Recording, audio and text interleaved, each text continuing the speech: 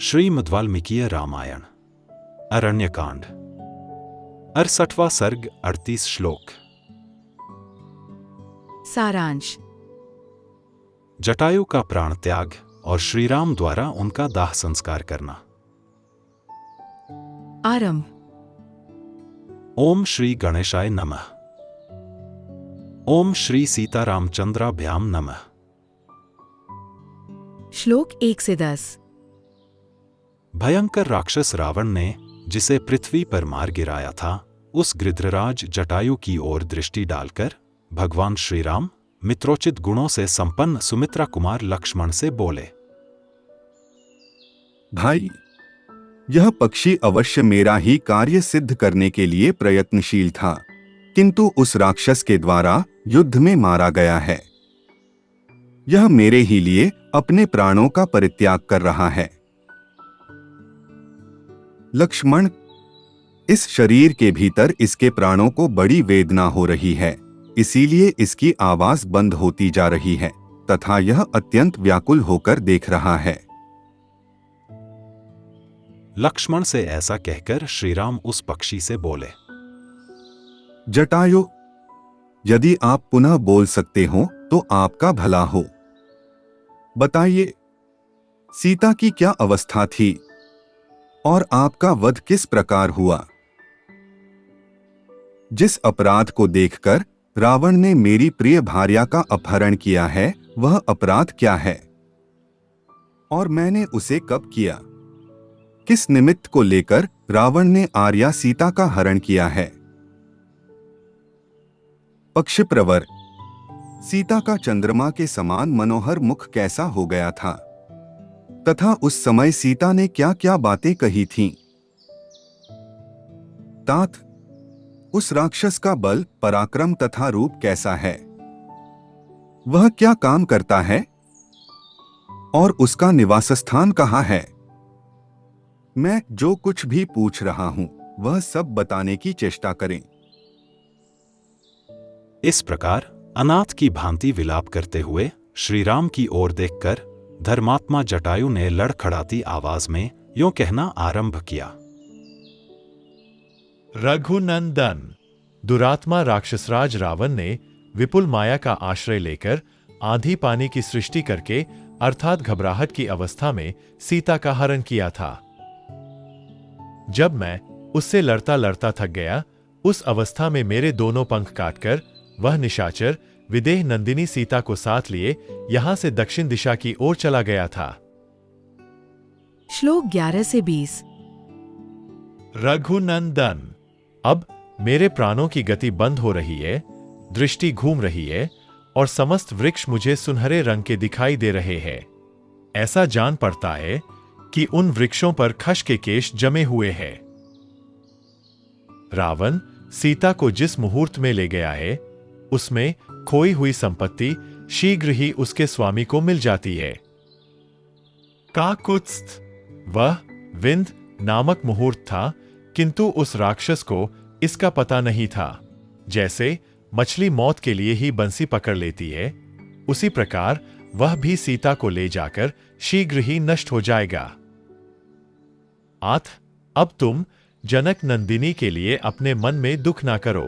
संग्राम के मुहाने पर उस निशाचर का वध करके तुम शीघ्र ही पुनः विदेहराज कुमारी के साथ विहार करोगे।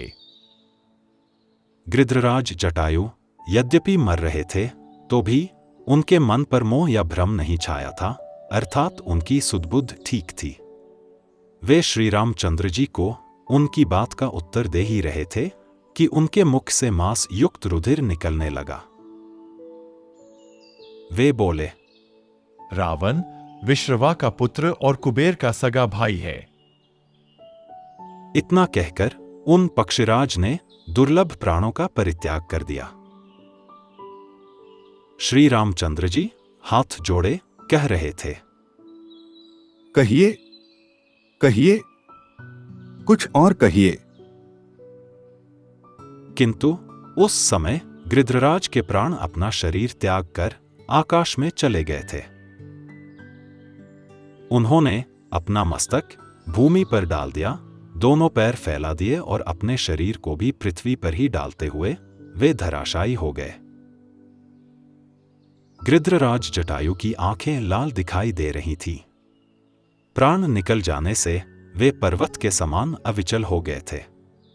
उन्हें इस अवस्था में देखकर बहुत से दुखों से दुखी हुए श्री रामचंद्र जी ने सुमित्रा कुमार से कहा, लक्ष्मण, राक्षसों के निवास स्थान इस दंडकारण्य में बहुत वर्षों तक सुखपूर्वक रहकर इन पक्षीराज ने यहीं अपने शरीर का त्याग किया है। श्लोक 21 से 30। इनकी अवस्था बहुत वर्षों की थी। इन्होंने सुदीर्घ काल तक अपना अभ्युदय देखा है, किंतु आज इस वृद्धावस्था में उस राक्षस के द्वारा मारे जाकर ये पृथ्वी पर सो रहे हैं, क्योंकि काल का उल्लंघन करना सभी के लिए कठिन है। लक्ष्मण, देखो, ये जटायु मेरे बड़े उपकारी थे, किंतु आज मारे गए। सीता की रक्षा के लिए युद्ध में प्रवृत्त होने पर अत्यंत बलवान रावण के हाथ से इनका वध हुआ है। बाप दादाओं से प्राप्त हुए गीधों के विशाल राज्य का त्याग करके इन पक्षीराज ने मेरे ही लिए अपने प्राणों की आहुति दी है। शूर, शरणागत रक्षक, धर्मपरायण, श्रेष्ठ पुरुष सभी जगह देखे जा सकते हैं। पशु पक्षियों की योनियों में भी उनका अभाव नहीं है। सौम्य, शत्रुओं को संताप देने वाले लक्ष्मण, इस समय मुझे सीता के हरण का उतना दुख नहीं है जितना कि मेरे लिए प्राण त्याग करने वाले जटायु की मृत्यु से हो रहा है। जैसे महायशस्वी श्रीमान राजा दशरथ मेरे माननीय और पूज्य थे, वैसे ही ये पक्षीराज जटायु भी हैं।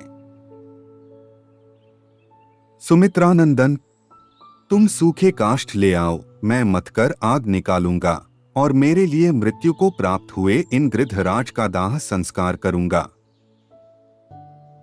सुमित्रा कुमार, उस भयंकर राक्षस के द्वारा मारे गए इन पक्षीराज को मैं चिता पर चढ़ाऊंगा और इनका दाह संस्कार करूंगा। फिर वे जटायु को संबोधित करके बोले, महान बलशाली गृध्रराज, यज्ञ करने वाले अग्निहोत्री, युद्ध में पीठ न दिखाने वाले और भूमिदान करने वाले पुरुषों को जिस गति की अर्थात जिन उत्तम लोकों की प्राप्ति होती है, मेरी आज्ञा से उन्हीं सर्वोत्तम लोकों में आप भी जाओ। मेरे द्वारा दाह संस्कार किए जाने पर तुम्हारी सद्गति हो। श्लोक 31 से 38। ऐसा कहकर धर्मात्मा श्री रामचंद्र जी ने दुखित होकर पक्षीराज के शरीर को चिता पर रखा और उसको अग्नि प्रदान की।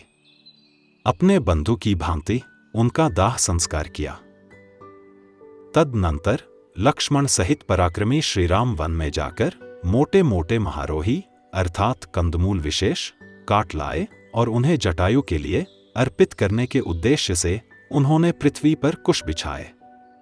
महायशस्वी श्री राम ने रोही के गूदे निकालकर उनका पिंड बनाया और उन सुंदर हरित कुशाओं पर जटायु को पिंडदान किया। ब्राह्मण लोग परलोकवासी मनुष्य को स्वर्ग की प्राप्ति कराने के उद्देश्य से जिन पितृ संबंधी मंत्रों का जप आवश्यक बतलाते हैं, उन सब का भगवान श्री राम ने जप किया। तदनंतर उन दोनों राजकुमारों ने गोदावरी नदी के तट पर जाकर उन गृध्रराज के लिए जलांजलि दी। रघुकुल के उन दोनों महापुरुषों ने गोदावरी में स्नान कर शास्त्रीय विधि से उन गृध्रराज के लिए उस समय जलांजलि का दान किया। महर्षि तुल्य श्री राम के द्वारा दाह संस्कार होने के कारण गृध्रराज जटायु को आत्मा का कल्याण करने वाली परम पवित्र गति प्राप्त हुई। उन्होंने रणभूमि में अत्यंत दुष्कर और यशोवर्धक पराक्रम प्रकट किया था, परंतु अंत में रावण ने उन्हें मार गिराया। तर्पण करने के पश्चात वे दोनों भाई पक्षीराज जटायु में पितृतुल्य सुस्थिर भाव रखकर सीता की खोज के कार्य में मन लगाकर देवेश्वर विष्णु और इंद्र की भांति वन में आगे बढ़ने लगे। इस प्रकार श्री वाल्मीकि निर्मित आर्ष रामायण आदि काव्य के अरण्यकांड में 68वां सर्ग पूरा हुआ। Presented by Dr. T.K. Bansal, a blind scientist. Please like and share this video, and don't forget to subscribe my channel. Jai Shri Ram.